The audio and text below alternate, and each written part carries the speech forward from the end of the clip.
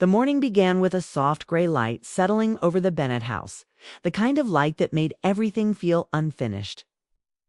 Laura Bennett stood at the kitchen counter, coffee cooling in her hands, watching her son move through the room, like a visitor instead of family. Ethan's steps were quiet, careful, as if he did not want to disturb the air between them. He used to talk at breakfast about classes, friends, plans. Now he checked his phone, poured cereal, and kept his eyes down. Laura noticed these things quickly. Mothers always did. But she told herself not to ask too many questions. He was grown now. Grown meant space. Still, something felt wrong. Ethan had moved back home 6 months earlier, saying he needed time to figure out his next step. Laura welcomed him without hesitation. After Mark's death, the house had felt empty, too quiet. Ethan's return had filled the rooms again, but not with warmth. With tension. Grief had changed them both. Laura had lost her husband. Ethan had lost his father. They had leaned on each other in ways that felt necessary at the time. Now Laura wondered if those months of shared pain had tied them too tightly. Together, she watched Ethan leave without saying goodbye. The door closed gently, but the sound echoed in her chest. Laura spent the day trying to distract herself. She cleaned rooms that were already clean. She answered emails slowly. Every few minutes, she checked the clock.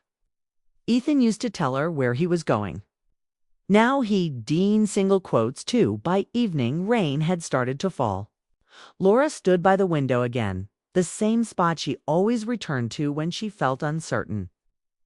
When Ethan finally came home, his jacket was wet, his face unreadable. Dinner's ready. She said, "Not hungry," he replied, heading toward his room. That was when Laura noticed the envelope sticking out of his backpack. Thick paper. Official. Her stomach tightened. She did not touch it then. She told herself to respect his privacy. Later that night, while folding laundry, the envelope slipped out onto the floor. Laura froze. The name of a law firm was printed clearly on the front. She recognized it immediately. It was the same firm Mark had used years ago. Her hands shook as she picked it up. She did not open it. She didn't need to. She already understood enough to feel afraid. Sleep did not come easily that night. Laura replayed moments from the past few weeks. Ethan's sudden phone calls taken outside. His short answers, his confidence, sharp and distant. Something was happening without her the next day. She decided not to wait. Ethan sat at the kitchen table, typing on his laptop.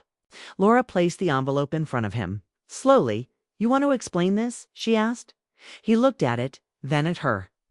For a moment, something like guilt crossed his face. Then it disappeared. "I was going to tell you," he said. "When?" Laura asked. When it was done, her heart sank. Done. Ethan closed the laptop. "Mom, you've been stuck. You don't move forward. Someone had to make decisions." The words landed hard.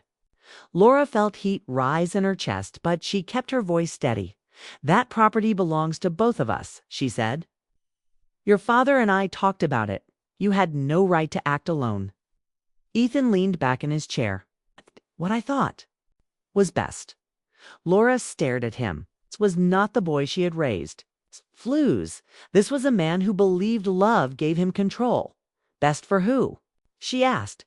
He didn't answer. Silence filled the room, heavy and sharp. Laura realized then that the boundary had already been crossed.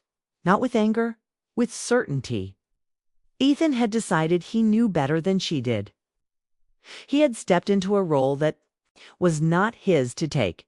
She walked away before tears could fall. The days that followed moved quickly, but felt unreal. Ethan finalized plans. Phone calls were made. Papers were signed. Laura was informed, not consulted. She felt pushed to the edge of her own life. Friends noticed the change in her. They asked if she was okay. She smiled and said yes. Inside, she felt small. She began to remember moments she had ignored. How Ethan spoke for her at family gatherings.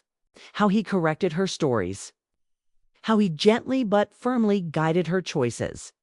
It had seemed caring then. Now it felt different. One evening, Laura stood in the garage staring at boxes filled with Mark's old things. Ethan appeared in the doorway. "You should let some of that go," he said. "Holding on doesn't help." Laura turned slowly. "Those memories are not yours to manage." Ethan frowned. "I'm just trying to help." "No," she said quietly. "You're trying to decide." The word hung between them. Ethan left without another word. That night, Laura cried for the first time in months. Not loud sobs, just quiet tears that soaked into her pillow. She cried for Mark, for the life she thought she still had control over, for the son she no longer recognized. She realized something important then. Love did not mean giving up her voice. Being a mother did not mean disappearing. The next morning, Laura made a choice. She applied for a part-time job she had been considering for weeks. She signed up for a grief support group. She stopped waiting for Ethan to explain himself. Ethan noticed. He felt it in the way she moved around the house, the way she no longer asked where he was going, the way she didn't argue. The space between them grew, and for the first time, it scared him. One afternoon, he overheard Laura laughing on the phone. Really laughing. It sounded unfamiliar.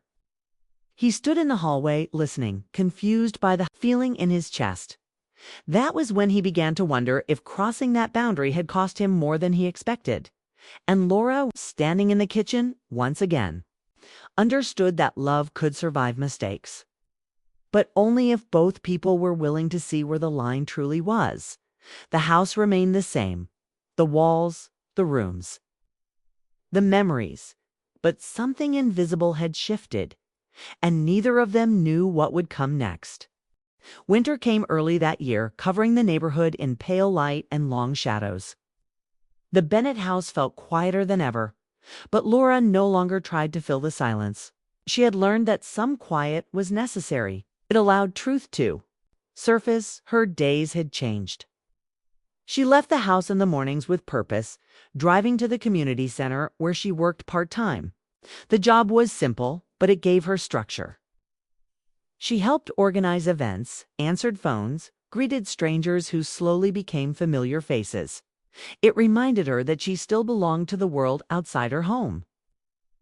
That was where she met Daniel Harris. He volunteered twice a week, always arriving early, always polite. He was a widower too, though he didn't talk about it much. He listened more than he spoke. When he did speak, his words were thoughtful and careful, like he respected the weight of silence. Their conversations started small: weather, coffee, local news. Over time, they grew deeper. They talked about loss without naming it directly, about how life could shrink if you let it, about how moving forward didn't mean forgetting. Laura felt something open inside her. Not excitement, not fear, just warmth. At home, Ethan noticed the changes before he understood them. His mother dressed differently now. Not younger, not flashy, just lighter. She hummed while cooking. She stayed out later. She didn't ask him to join her for dinner anymore. At first, he enjoyed the freedom. Then it began to feel like distance. One night, Ethan came home to find Laura gone. A note on the counter said she'd be late. No details. No explanation. The simplicity of it unsettled him. He sat alone at the table, the same table where he had once spoken with confidence, believing he was right. Now that certainty felt thin. He thought about the cabin, the decisions he had made. At the time, he believed he was protecting her. He saw now that he had been afraid. Afraid she would never move on. Afraid she would need him forever. That fear had pushed him to take control. Laura returned that night with tired eyes and a soft smile. Ethan noticed the way she held her coat, the calm in her movements. "Everything okay?" he asked. "Yes," she said. And for the first time, he believed her. Days passed, then weeks. Laura and Daniel continued to meet. They walked during lunch breaks. They shared stories about their pasts without pressure. There was no rush, just understanding. Ethan watched from the side. He didn't ask questions. He didn't interfere. But something inside him shifted. He saw his mother not as fragile, not as someone who needed saving, but as a woman rebuilding. Herself, the realization was uncomfortable. One evening, a storm knocked out the power. Candles lit the living room, shadows dancing along the walls. Laura sat on the couch, reading. Ethan hovered nearby, unsure how to begin. "I've been thinking," he said. She closed the book and looked at him, patient. "I crossed a line," he continued. "I thought I was helping, but I didn't give you a choice." Laura waited. She had learned not to rush honesty. "I was scared," Ethan said. "If you stayed stuck, I thought I would too." Laura nodded slowly. "Fear makes us do strange things." "I'm sorry," he said. The words were quiet, but they were real. She breathed out long and steady. "I don't need you to fix my life," she said. "Need you to respect it." "I do," he replied. "I'm learning how." The power returned shortly after, but something else had shifted too. Not everything was healed, but the truth had been spoken. Later that week, Laura told Ethan about Daniel. Not in detail. "Enough. I'm happy for you," Ethan said. He meant it, even if the feeling was new. Spring approached slowly. Snow melted. Lights stayed longer in the evenings. Laura spent more time outside, walking, breathing, living. Daniel invited her to visit the cabin one weekend. Not the one tied to old memories. A small rental near the coast.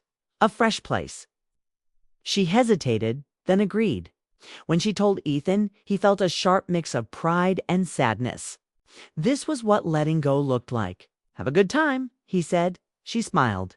"I will." While she was gone, Ethan stayed in the house alone. He cleaned. He packed boxes from the garage. He sorted through old things with care. He understood. Now that memories didn't disappear when you stopped holding them tightly, Laura returned refreshed. Her eyes were bright. Her steps were sure. That night, mother and son shared dinner again. Not out of habit, out of choice. "I'm thinking of moving out," Ethan said. "Not far, just starting." Laura nodded. "That sounds right." They didn't hug, they didn't cry. They smiled softly. Love had changed shape. It was no longer built on need or fear. It was built on respect. Outside, the world moved forward. And inside the Bennett house, two people learned how to let each other live.